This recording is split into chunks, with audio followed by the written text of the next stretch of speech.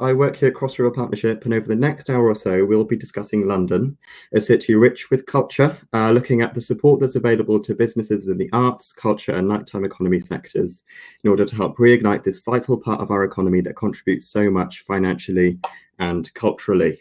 But before we make a start with the session, there's just one or two bits of housekeeping that I'd like to mention. So this live share session is being recorded, and we'll be able to you will be able to view this online. We'll signpost you to the link for this at the end of the event. Also, I know that you'll only be able to see that it's just one person watching, and you might be thinking, is it only me? Please don't worry, you're not alone, and I can assure you that there is more than one person. It is also worth mentioning that we'd love for you to see our lovely faces, but to ensure a smooth experience, we're going to keep to our headshots for this session. And on the note to smooth experience, do make sure that you've logged on via Google Chrome, as the LiveShare platform works best using this browser. And just a little bit of tech wizardry for you all. If you would like to make the chat function at the bottom right-hand corner of your screens bigger, just press the arrows in the top right-hand corner of both the attendee list and speaker list to minimize them, making them smaller and making the chat function slightly larger. So let's have a look then at today's speakers. So we'll be joined by a number of experts from across the industry. These include Amy Lamé, Night Czar to the Mayor of London from the GLA, Nic Durston, CEO at Southbank BID, Susanna Wilkes, Director here at Cross River Partnership, Safina Ataru, Project Manager here at CRP, and also myself, CRP. And then we'll also be joined by Project Officer Star Friedman, and she'll be moderating the chat facility to the right-hand side of your screens. I'll revisit that feature in just a moment. Then also Rachel Aldridge will be our tech lead for the session. So let's then have a look at the agenda today. So we'll firstly provide you with a brief introduction to CRP, in addition to some of the projects we work on. We'll then move over to London's Night Czar, Amy Lamé, who'll be talking more about London's 24-hour economy, detailing some of the support that's available for businesses who operate within our nighttime economy sector, particularly during this difficult time. And then we'll be joined by Nic Durston from Southbank BID. And Nic will be talking about London as a city of culture, detailing the importance this industry has and will have to our wider economy and social recovery from COVID-19. And last but by no means least, Susanna Wilkes, Director of CRP, will talk more about the culture industry, delving deeper by providing some practical delivery examples to help facilitate recovery. During the live share, there will be a chance for you to have your say via a Q&A session after each presentation. As I've mentioned, staff will be moderating the chat facility to the right-hand side of your screens, so please do ask your questions in there during the presentation, stating your name and where you're from. We will try very best to answer all of your questions, but if we are unable to due to time constraints, then please do contact us via email and we'll get back to you with a response. Our email addresses will be displayed at the very end of this session. So before we do make a start, I would like to pose a question to you, the audience. And it would just be interesting to know whether any of you here today have attended any cultural or arts events since the spring and the first national lockdown. If so, do let us know what they were. We'd love to know. We'd love to know what they were, where they were, and whether you enjoyed them. So so do post your answers into the chat box. Brilliant. So without further ado, then let's make a start with today's session. I'd now like to pass you over to Safina Ataru, Project Manager here at CRP. Over to you, Safina. Thanks, Thomas. Good afternoon, everyone, and thank you for joining us today. Cross River Partnership is extremely pleased to facilitate this discussion on restarting the nighttime economy, and we hope you will find it useful. We are particularly grateful to our major funders for making this live share session possible. They are central government units DEFRA and Innovate UK's Challenge Fund, as well as the Mayor of London. So first, a little bit about us. Cross River Partnership was formed in 1994 to build the Millennium Bridge across the River Thames. Since then, we have continued to work with partners from local, regional, and national tiers of government, business, and the community to deliver London's future together. Our vision is to empower people to deliver innovative projects and support places that not only survive but prosper too. Together with our partners, we are working to shape London into a city for all by tackling citywide challenges and serving as a testbed for new ideas. Over the past 10 years, working towards clean air in London has led our approach, as you will see in the following slide. So we're working on a wide range of projects. Among those you see on the screen, the Healthy Streets Everyday project is working across 17 boroughs to transform London streets, making them more accessible and pleasant for pedestrians and cyclists. The Clean Air Villages project works with businesses, communities, and hospitals across 16 London villages. These villages are areas that have been chosen based on the Greater London Authority's air quality focus areas, densely populated areas that exceed the EU annual limit for nitrogen dioxide. Clean Air Villages supports activities to reduce emissions even as COVID restrictions change and new forms of economic activity emerge.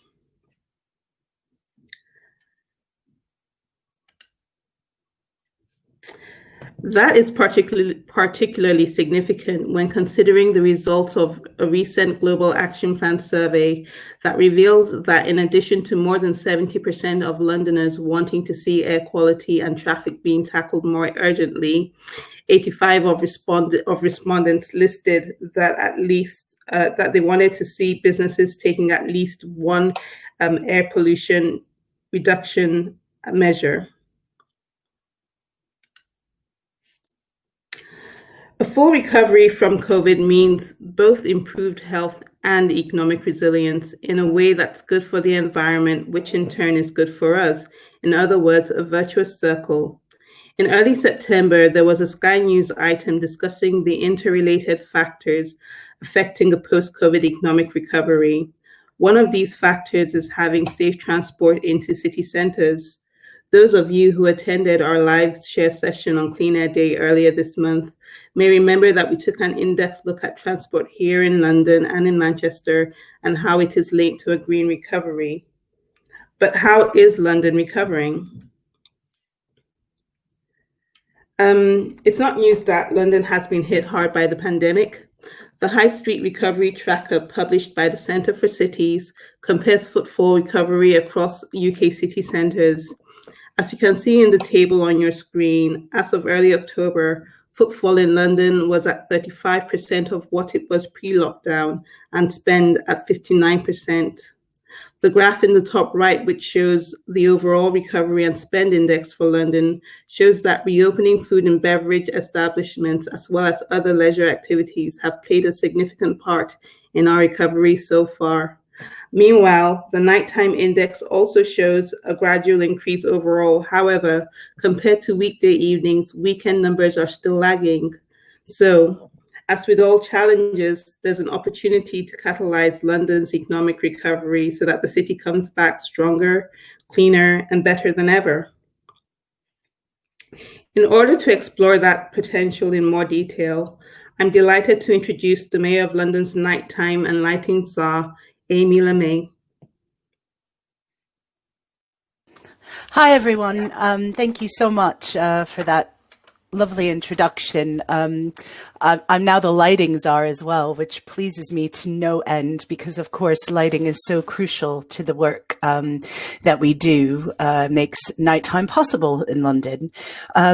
So I want to speak to you today about what nighttime economy businesses might need to do or think about in order to recover successfully. Might they have to think about operating differently? What are the opportunities? What are the challenges, particularly as we go into autumn and winter? And I'll highlight a few of the opportunities that we have to support for business support based at the GLA. But first, I want to have a little bit of a flashback moment for you. I want to remember a time before COVID and show you some statistics from the London at Night report. This is the most comprehensive report ever done into any city at night. We knew that in London, we had to try and change a lot of perceptions around our city at night. So we commissioned the intelligence unit at City Hall to look into this, and took them a year. And it was qualitative and quantitative research, and the results are really quite astounding. And here they are. These are the London nighttime facts. We found that, and there's a few statistics here that really stand out for me. If you look at the top right-hand corner, you will see that we had 1.6 million people in London working at night regularly. And the breakdown of that, really, the top three areas that people are working in is health, professional services, and culture and leisure. So you can see that already we're painting a picture of London at night that isn't just everyone out enjoying drinks at their local pub, but actually working behind the scenes in loads of different ways to ensure that our city works well during the day. Another statistic that really stands out for me on this is that crime at night was going down. So we find that only 4.3% of all crimes at night are alcohol-related offences. And when we talk about London at night, we're talking about everything between 6 p.m. and 6 a.m. And if you look at it this way, that is 50% of our lives. And I'd argue the most interesting 50% as well. Now, we were on an upward trajectory. We were seeing, the night tube expanding. We were seeing more and more people working at night. We were seeing this dip in crime. We were seeing people staying up later, as well as getting a good night's sleep. And then COVID hit. And we were faced with some unprecedented challenges. And now we've been able to kind of look at what those challenges are and plan a bit for the future. That is where my energies have lied. Taking all of this information and the facts and figures and the data that we have and from pre-COVID and building on that. So, for example, we realize now the absolute importance of data in trying to tell our story about the night. Now, one of the groups that I have been chairing in the past few months is the High Street Reopening Coordination Group. This was originally a task force, and now we're looking at things more strategically and long-term around enforcement, regulation, licensing, and the role that our nighttime economy is going to play in our recovery. And I don't think we can underestimate the role that they will play. At the moment, we know that a lot of places are either closed or they're under a 10 p.m. curfew. And these are businesses that are really struggling at the moment. Nightclubs are still closed mandatorily, and we don't have any roadmap for reopening of those nightclubs. I think that overall, the industry is very keen to be part of the solution and not part of the problem. And this is borne out again, in fact, there's a survey that came out just a few days ago from the UK Hospitality and the British Beer and Pub Association that only 1% of COVID incidents have been traced back to hospitality venues. These are highly regulated environments, and the businesses are used to having to adhere to strict health, safety, environmental health rules, as well as licensing regulations. So I think it's important to put it into context that there's a big gap between the reality and what is actually being communicated, shall we say, from on high. I think that one area that we're particularly keen to develop is the work on our high streets. And this is going to be key to our recovery.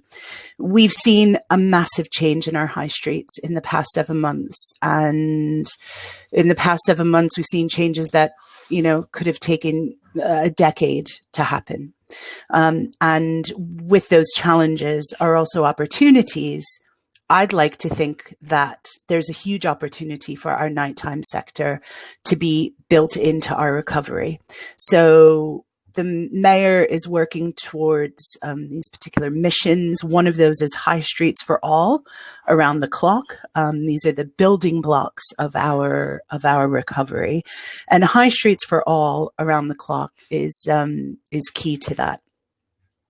So I think that building on that with the work that we've been doing around nighttime enterprise zones and the pilot scheme we ran earlier this year in Waltham Forest. And, granted it was pre-COVID, but, we have pretty exciting results. We saw through nighttime enterprise zone pilot scheme, the footfall increase to 20% between 5 and 10 p.m. And, there are very specific ways you can do that through activation, through cultural activation on the high street. And that was about enticing families out, young people, and just looking at those opportunities. So that gives you a little bit of a glimpse into what our priorities are in City Hall. But I also just wanted to highlight some of the support that is available for businesses at the moment. Just so that you're aware, the mayor has a pay it forward scheme, and I'd really encourage any nighttime businesses that are listening to look into this. It's powered by Crowdfunder, and it's a kind of, you can buy goods and services in advance of receiving them. So you could say, for example, buy a lunch or buy a round of drinks or buy a ticket for an event, and then cash it in later. It's a really important way to help with the cash flow of businesses that are suffering and struggling at the moment. We also have our £2.3 million Culture at Risk Fund, and we've really boosted our Culture at Risk office, giving loads more support, particularly to the most vulnerable small nighttime businesses and cultural businesses. So LGBTQ plus venues, grassroots live music venues, nightclubs, and also artist studios and some independent cinemas as well. And we also have our business hub. So there's loads of COVID related resources on the business hub, and we've just relaunched it, and it's a great place to get loads of information. I just wanted to point out one thing that I think is, again, a challenge, but also an opportunity, and that is licensing. I know we have a lot of people with us today from local authorities, and we have 19 local authorities in London that are currently or will be reviewing their licensing policies in the coming year. And this is key because it will set the scene for licensing for the 5 years following. So it's something that has to be renewed every 5 years. And I've been working very closely with local authorities to help them understand the opportunity of perhaps, expanding licensing opportunities for businesses and how that could enable some flexibility of use, in the coming years. I would also just point out that we are just in the final stages of putting together our guide to winterizing. Now, I know that's a bit of an American word, but you'll probably guess from my accent that is where I'm from. It's really just helping businesses to be prepared for autumn and winter. And quite frankly, a lot of this the work that we're doing will apply to the months of August and September as well, because we all know, you can't really count on good weather all year round. So we'll be sharing that next week, and that will be ready for local authorities, businesses, business improvement districts, and it's a guide to enabling usage of space on streets. So helping businesses generate a bit more money, and taking advantage of the opportunities in front of them, despite the 10 p.m. curfew. So I'll share that a bit more widely once it's available. So I just maybe stop there and open it up for a bit of chat or any questions that anybody might have. Brilliant. Thank you very much, Amy. Yeah, such a good overview of the sector there, and providing a good overview of the support packages available as well. Yeah, let's open up a little bit of a discussion then. We've got about 4 or 5 minutes. So let's just yeah, open up a discussion. And anyone feel your questions up into the chat box. Yeah, and I was thinking, Amy, what's kind of what I know you touched a little bit on kind of the amount of the employment rate then that pre-COVID. What kind of legacy do you think COVID will have in the nighttime economy once things then start to pick up or start to change? Do you think it will just simply return to how it once was and bounce back? Or do you imagine features such as pedestrianised zones that we've potentially seen in Westminster being rolled out for eating and drinking, do you think they'll become more of the norm? Well, that's a really interesting question. And I think that, you know, we've only seen how, you know, our patterns of living has changed and how keen people are to be able to take advantage of opportunities to go out, enjoy a meal, enjoy a drink. You know, the restrictions have been really tough, not just for businesses, but for Londoners and for our well-being. You know, we're a vibrant, active city and we haven't been allowed to be. And I think that there inevitably will be changes. And I wish I was Mystic Meg and can say what they are, but I think that the emerging trends for me are, you know, people really wanting to enjoy their high streets more, enjoying their high streets around the clock, so that, you know, it's all you have to do is kind of look at the, you know, pictures of everybody tipping out of restaurants and bars at 10 p.m. to realize it's not a good idea.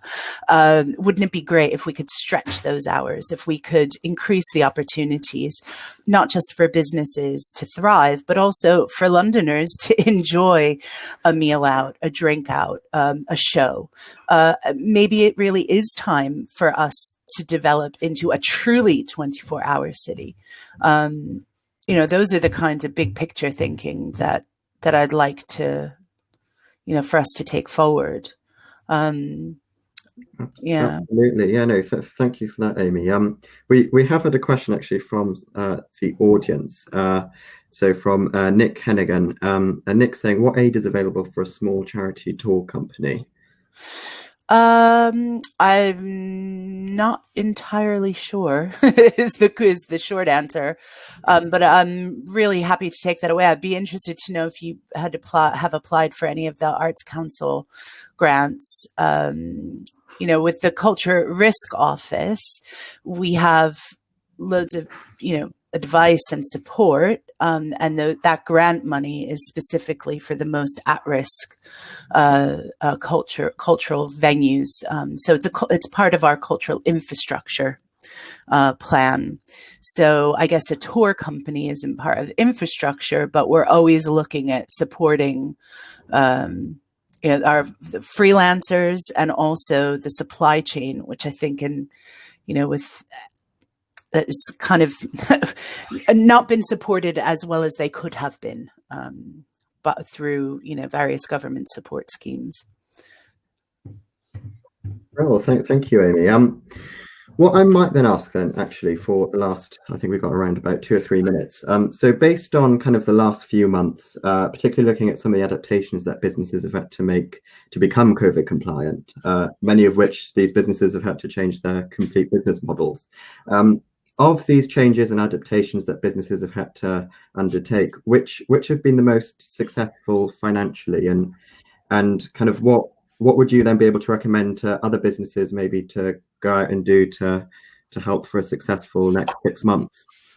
Now, I know that I should be relentlessly positive in this, but it is very, very difficult at the moment. And I think, you know, businesses have spent a lot of money.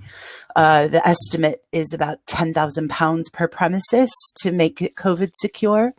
And I think that a lot of businesses they're adapting in small ways, but it's quite difficult if you don't have the capital to be able to make those perhaps big changes that are needed.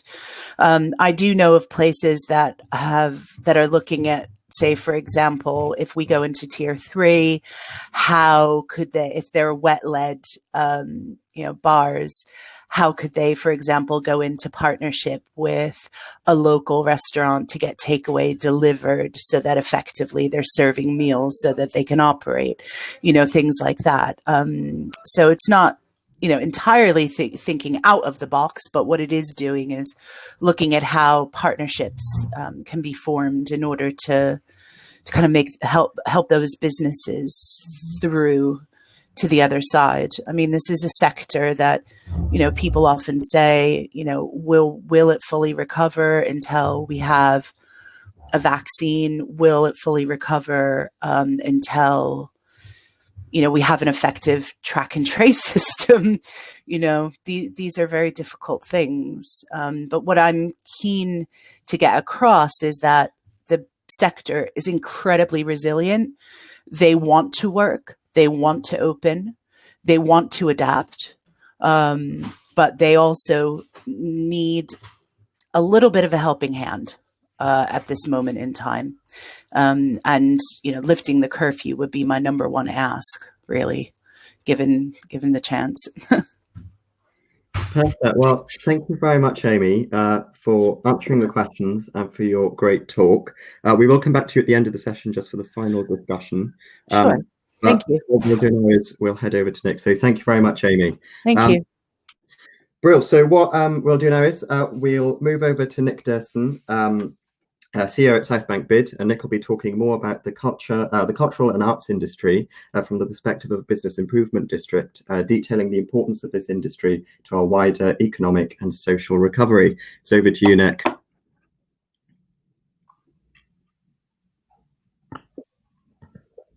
Thank you very much, Thomas, and thank you, Amy, and thank you, Cross River. I hope everyone can hear me okay. No doubt someone will post something in the chat if I'm inaudible for any reason.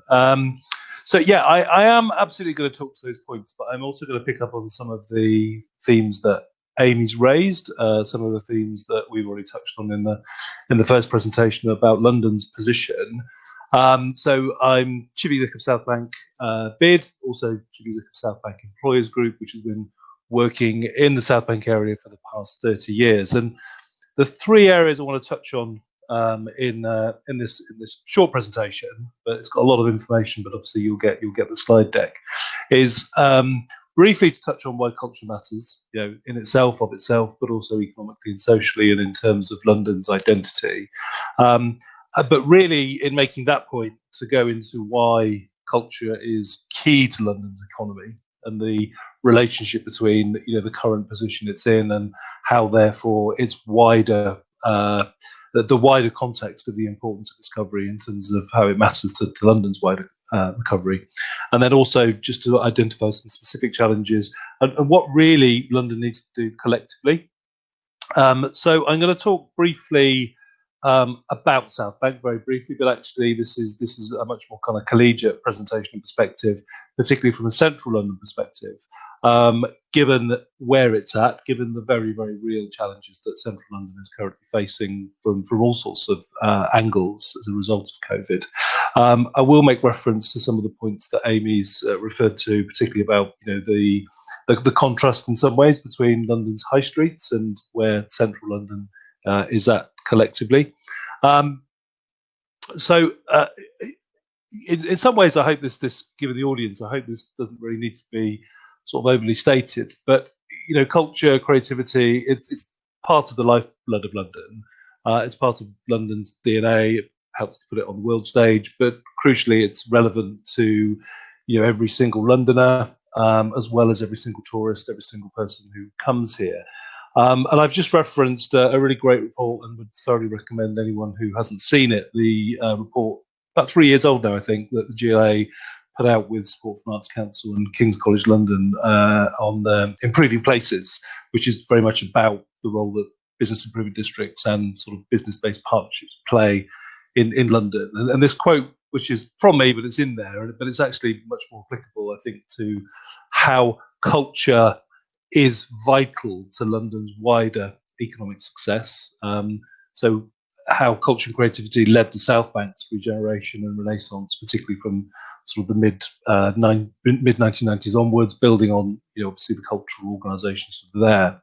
And there's no better illustration of cultural's power to attract investment, talent, and skills, and for it to deliver economic success and a wide range of social benefits. And in many ways, this is a template that other parts of London have adopted with pride, whether it's King's Cross, whether it's East Bank, it's clear in the name. This is a very, very well-established model of how you generate economic, social, community, business benefits by investing in culture, by investing in the long-term economy, and encouraging the kind of the ecosystem that thrives amongst all of those sectors. So, lots of information and figures out there in terms of being able to evidence that. What I want to just switch to is really in recognition of London as a world city, but also, in recognition of what COVID is. COVID is a global pandemic, and whilst looking at a very localized, bid boundary response to COVID is absolutely relevant. The need to look at London and how London is responding, and particularly how central London is responding to COVID, is critically. So I'm deliberately making quite a lot of reference to the work of the World Cities Cultural Forum that our Deputy Mayor of Culture and Amy are heavily involved in. There is indeed a whole-day conference happening today on the importance of culture, and Sadiq will be speaking, I think, at 5 o'clock with a number of other city mayors about why culture is important. But this is a brief summary of sort of the factors and the issues that we're looking at, and really what the response we all need to kind of work towards. So being really clear on the data, capturing the impact of what COVID is doing to cultural industries and cultural organisations. The rush to digital, what the move to kind of online has meant in terms of behaviour, in terms of product, and how that undoubtedly is going to be something that will stay. These are seismic shifts in how we consume and experience culture, and therefore how we respond to that as audiences, but also cultural providers. Obviously, focusing, as Amy referenced, the need to ensure that anyone experiencing culture can do so safely, and public safety, public health issues obviously are paramount. Really understanding how we are in a kind of something which is about behavioural change, and public confidence is key. And the point I've highlighted there in green is that understanding the sentiment is something that's absolutely critical. Really understanding about how people still are very fearful, of catching COVID, spreading COVID, and any response that puts culture as part of a coherent, strategy around responding to COVID needs to understand that fundamentally. Obviously, to build the arguments, to present evidence and to lobby for political change, political influence is necessary. Big focus on equality and inclusion. Amy's touched on that the culture and creative sector and the nighttime economy sectors have a very fragile labour market. We can touch on that perhaps in the chat afterwards. The big impact of the shifts in cultural tourism. So this big focus from obviously global international tourists to local and hyper local movement of audiences, particularly around town centres and high streets outside of sort of central London. Briefly, how the funding landscape, particularly philanthropy, is changing, and how obviously the reform of kind of cultural organisations is going to be a fundamental part of recovery. So this work is all coming under what the World Cities Cultural Forum are addressing in their impact and policy bulletins. There's 5, they're all available online. Thoroughly recommend that everyone looks at them. I'll make reference to a couple of the highlights in subsequent slides. And the 3 R's there, the response, recovery, and reinvention, I think are the benchmarks for the game that we're in collectively. What's our response? How are we recovering? But fundamentally, how are we reinventing culture and how people consume culture? I won't dwell on this slide, but the body of evidence, there's lots of evidence out there, and I think what's really relevant is the new evidence that's emerging. So I thoroughly recommend people look at the recent report that Heart of London Business Alliance in conjunction with Arab have done on the value of culture in their area. Local authority colleagues, you might be aware of the Voice of Authority webinars. There's some good stuff available online. We're doing our own work in conjunction with a consultancy called Hatch on the value of the cultural organisations in the South Bank of Waterloo area. We've heard reference to the London at Night studies and other work that GLA have done. Lots of stuff from London and Partners as well. So a whole host of stuff. Much of it is very recent indeed. So a couple of slides now, which I'll very, very briefly touch on, given what they cover.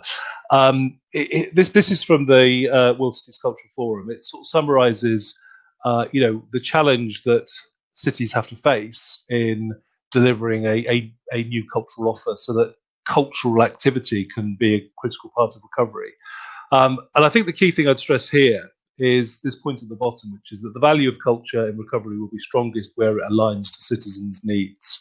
So I think this is a very powerful message about how places, how cultural products, how cultural organisations, institutions need to be thinking, need to be working in partnership about how culture can be presented, so it's of real relevance to people's well-being, to how they want to spend their time, and also those points about behavioural change and how people want to obviously experience culture in ways that are safe, because I think we all accept that we are unfortunately going to be having to work and manage around COVID for some time yet.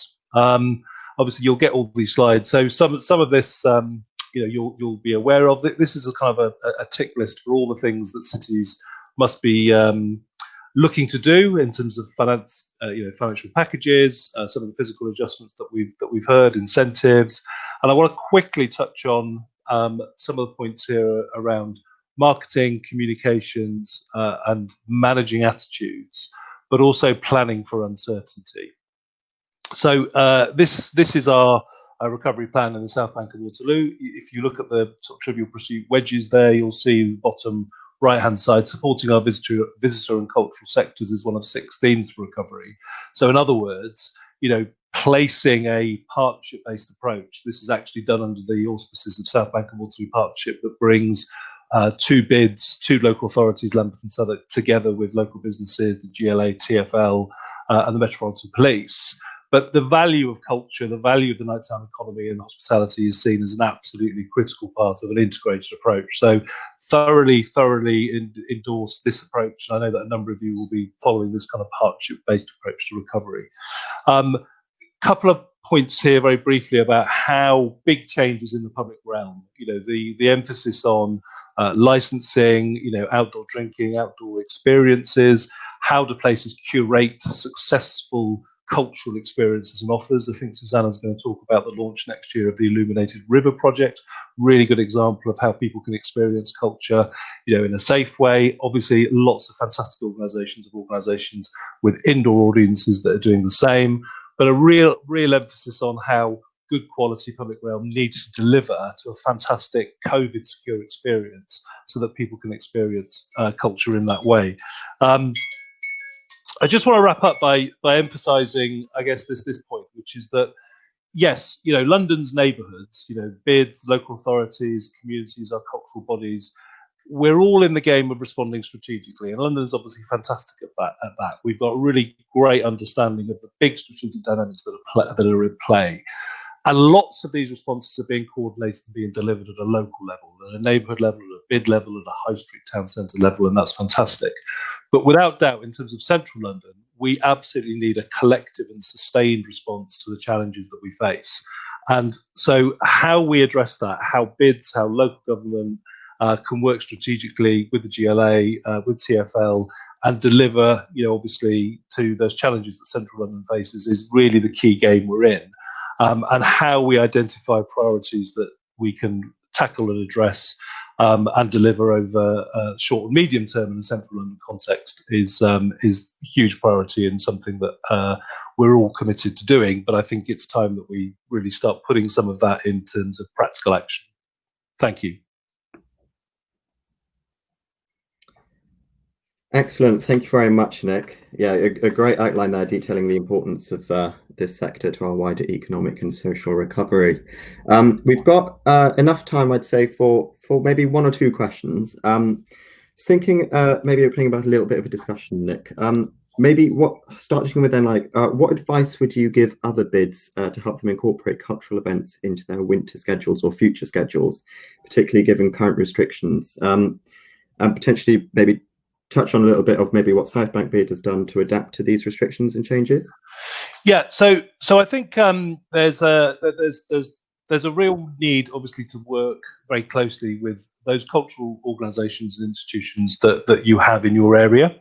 That's key, because often what you'll find, and obviously South Bank is a great example of this, but obviously there are other examples whereby these cultural organisations are often world leaders in delivering cultural experiences creatively, flexibly, and there's no shortage of fantastic examples about how they're responding to COVID. And what I would emphasise is that there's a real network amongst London's cultural organisations, knowledge sharing, best practice sharing. So there's a myriad number of examples of how cultural product, whether it be performance, theatre, cinema, exhibitions, just how they're responding to deliver fantastic experiences. And I think it's worth saying that, without doubt, there are some real success stories out there. There are some green shoots, so to speak, in terms of, audiences wanting to come and experience culture because the offer that they're experiencing is COVID secure, it's safe, and it's fundamentally addressing what it is that they want to experience. I think linked, so British Film Institute, South Bank Centre, Hayward Gallery, whilst they're delivering cultural offers in a socially distanced way, nevertheless they are experiencing high volumes of booking. So there is a definite demand. And I guess that's my second point, which is be really, really clear about the audiences. Be really clear about the kind of audiences that you want to attract. Inevitably there'll be some audiences who will be more risk averse than others. So be really clear about what cultural offer you're either putting on or promoting or curating, and being really clear about who you're trying to attract to ensure that absolutely best fits. Brilliant. Thank you very much, Nic. Do keep on, do post any questions that you might have into the chat function. We are slightly tight on time, Nic, so what I am going to do is just going to move over to the next presentation, but we will come back to you at the end for a final discussion question. But thank you very much, Nic, for a great presentation there. So, brilliant. What we'll now do is we'll head over to Susanna Wilkes, Director here at CRP, and Susanna will talk about culture and COVID, looking at how lighting can play a pivotal role in the sector's recovery. Brilliant. Thanks very much, Thomas. I'm really happy to be here today talking about culture, light and COVID recovery. Light is synonymous with hope, and it's just the antidote we all need at the moment to help lift our spirits. So I'll now talk to you briefly about a few projects that CRP is involved in, showcasing some specific examples of how culture and light can make real, tangible, positive impacts on civic life and living through COVID. CRP's been curating light to deliver multiple interlinked benefits to cities as far back as 2002. At that time, CRP launched and delivered an innovative Light at the End of the Tunnel programme, the brainchild of my predecessor, Dr. Savas Sivitidis, and his advisor, John Roseveare. CRP's LET programme identified the 10 kilometres of overground railway viaducts stretching across the boroughs of Lambeth and Southwark and encompassing 60 tunnels as dark, forbidding and dangerous barriers to free movement, community activity and economic growth. CRP set about an ambitious phased programme of transformations to these underloved public spaces, using Section 106 planning game monies to fund them, and drawing in lighting designers, local artists, school children and street populations to make their own unique contribution to each individual scheme. The results speak for themselves and still exist to inspire access to all parts of London by all of London's communities. This is very much a subject close to CRP's heart and will form the basis of our upcoming Mobility Justice report, funded by the Mayor of London's Air Quality Fund, and to be released at one of CRP's upcoming LiveShare session events. Watch this space. In spite of all these interventions, lighting remains one of the most overlooked aspects of urban design. Little thought is given to the creative or environmental dimensions of light, and indeed of dark. CRP's research partner Centre for London has asserted that better quality lighting could make London more inviting at night. I would go even further than that and say that there are intrinsic links between light, culture and a sustainable economic recovery from COVID.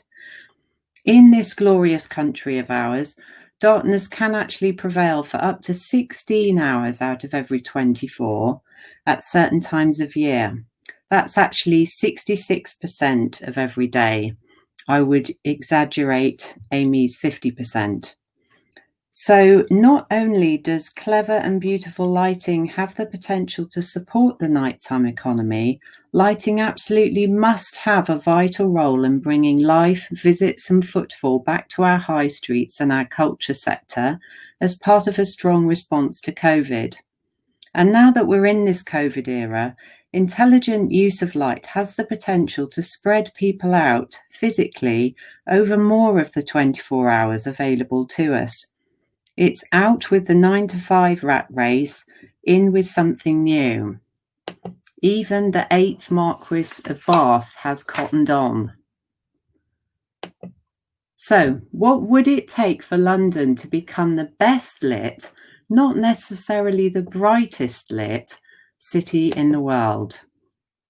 That's the question that Centre for London is currently working on answering for CRP and other enlightened organisations, including the Greater London Authority, the City of London Corporation and the Rothschild Foundation. Results will be available early in 2021, and we look forward to sharing them with you then.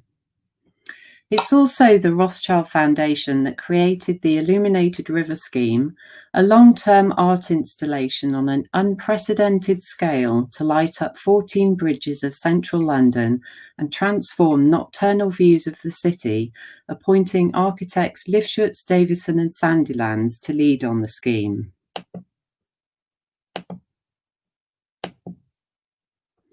Light art has already been installed on 4 of the bridges, including CRP's beloved Millennium Bridge, the original Blade of Light. 5 more bridges will be lit for Phase 2 in 2021, including CRP's Golden Jubilee bridges. It is taking a huge number of partner organisations to deliver the Illuminated River Scheme, and these are being all ably led, organised and inspired by the amazing Sarah Gaventa, who heads up the dedicated Illuminated River Foundation.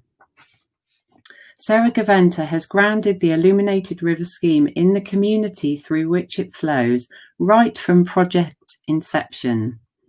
This summer, a lockdown art collaboration was delivered online by Coin Street Community Centre with 15 young people aged 9 and over, achieving escapism through an A3 sheet of paper and showcasing the results on building billboards adjacent to the real bridges themselves.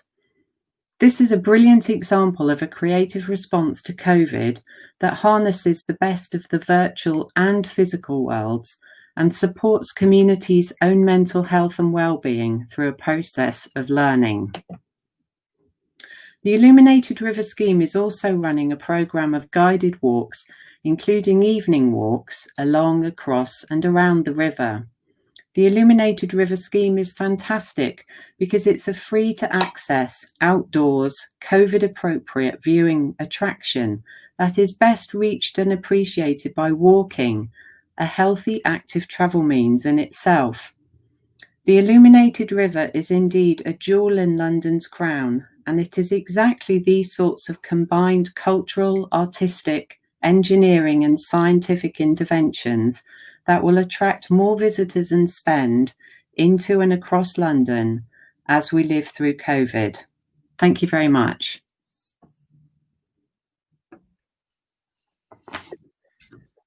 Brilliant. Thank you very much, Susanna. It was great to learn a little more about the different benefits strategic and sustainable lighting can bring to a city.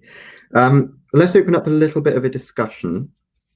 And firstly then, I think, so how can lighting help business? And if a business wants to get involved, how with a lighting initiative, how can they do so?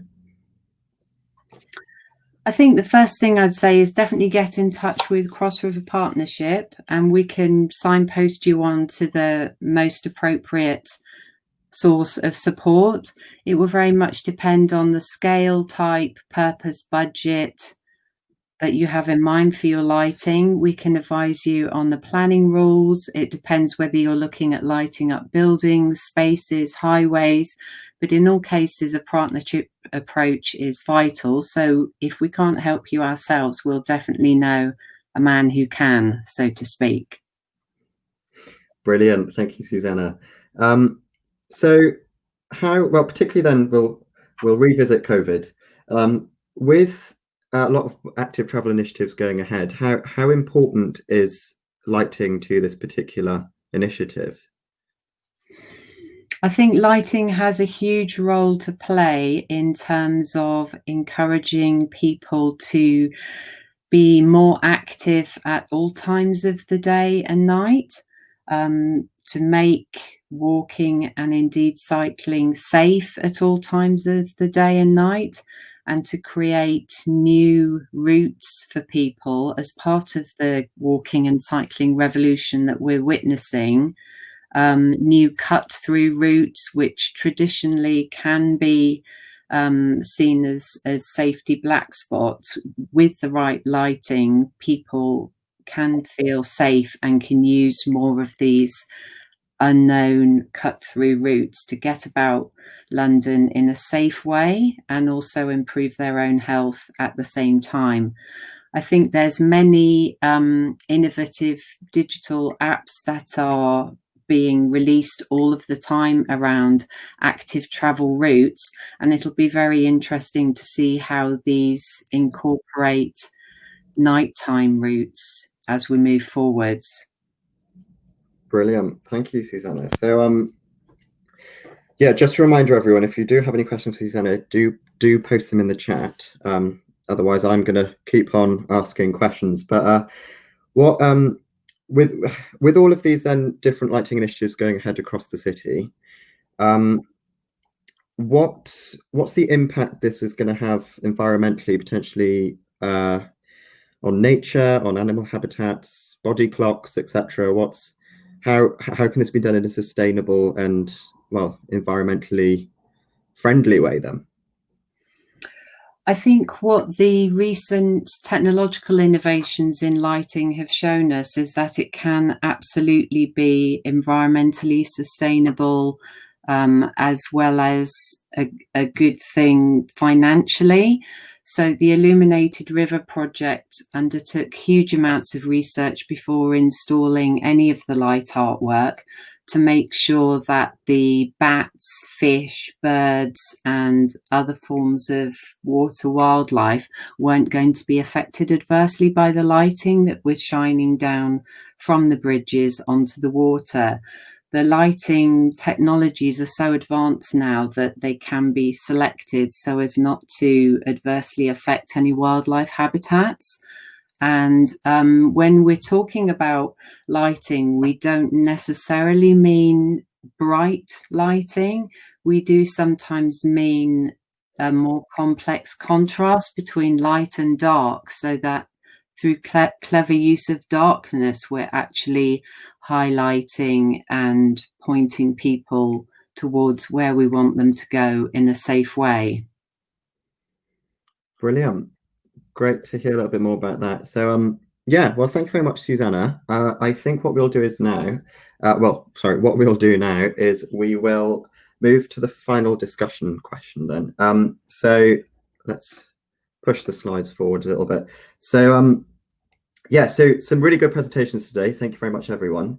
And I hope that you as the audience have found them really useful and provided you further insight into some of the initiatives and resources and support that can help reignite one of the most important segments and sectors of our economy.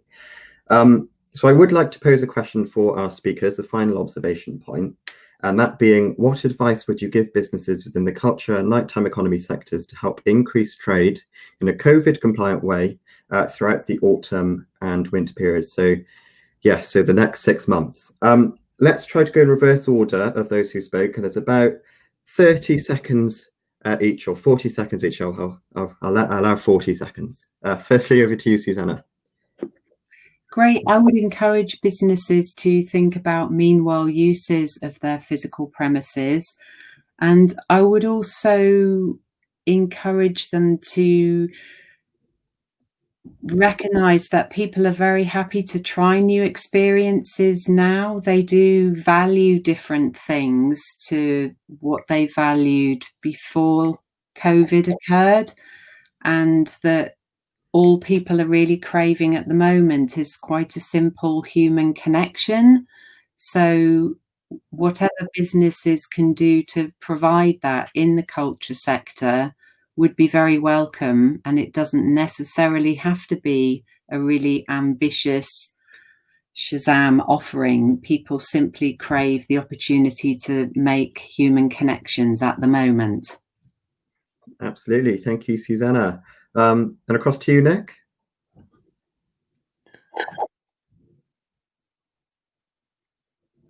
Yeah, sorry, just waiting to come off mute.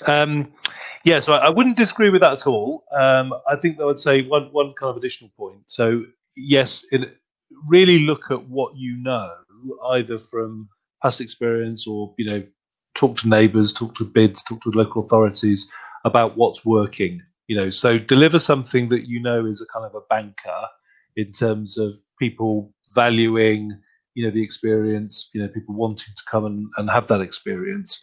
But I think in a world where resources are tight, and also in a world of ongoing uncertainty, I think also there's huge value in planning ahead, you know, with conviction and with care as to what perhaps next year, you know, could deliver. So, you know, for me, it's about just recognizing where we are in the pandemic, recognizing that this isn't, you know, going to be solved overnight by any stretch of the imagination. So continue to offer something that you know is working, but then kind of invest time and some energy in terms of what you think next year could then do over and above that, building on what successes you've had to date. Absolutely. Thank you very much, Nic. And across to you, Amy. Hi, thank you, Thomas. And just one word really struck me as standing out in both of the presentations we've just seen, and that is partnership. And for me, this is absolutely crucial and key to our recovery. And particularly for the next 6 months. So just taking one example of, say, the hospitality industry being able to use the pavement licenses made available to them for, you know, £100 from local authorities. The businesses really need coordination and help from business improvement districts and from their councils in order to make this work well. And we see the strength of partnerships again and again, but particularly in times of crises, they're ever more important. And strengthening those partnerships, developing new ones, is the thing that I'll be focusing on for the next 6 months and beyond. Absolutely. Thank you very much, Amy. And across to you finally, Safinat. Thanks, Thomas. I would say that that for businesses that aren't sure which way to turn, there's a lot of guidance out there. Some of it has been referred to during this presentation. Some of it will be in the toolkit that's made available after this presentation. But local government authorities, business improvement districts, independent agencies, they all want to see a strong recovery. And so there's a host of guidance out there for people who don't know which way to turn. Alternatively, they can simply reach out to these organizations directly and can be pointed in the right direction as to how to proceed. Thanks. Brilliant. Great comments there from everyone, and thank you very much. So perfect. So I'd just like to point you in the direction of our next LiveShare session, and this will be on Thursday, the 12th of November at the same time, 2 p.m. The topic of the session will be looking at London, discussing whether COVID-19 is making the city a greener and more accessible place than ever before.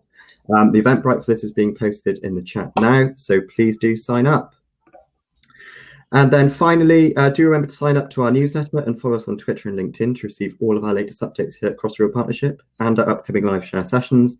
A registration link for the event, if you don't manage to sign up today, will be publicised via these platforms as well. This live share, past live shares, and all of our future live shares will be posted on our YouTube channel for you to view whenever you want and also share with whoever you want. Any questions you have, as always, please don't hesitate to get in touch with any one of us. Our contact details are on your screens now. And finally, I'd just like to thank all of our speakers today for some really thought-provoking and insightful presentations. And a big thank you to everyone for tuning in and joining us this afternoon. Remember to stay safe and see you all again very soon. Goodbye.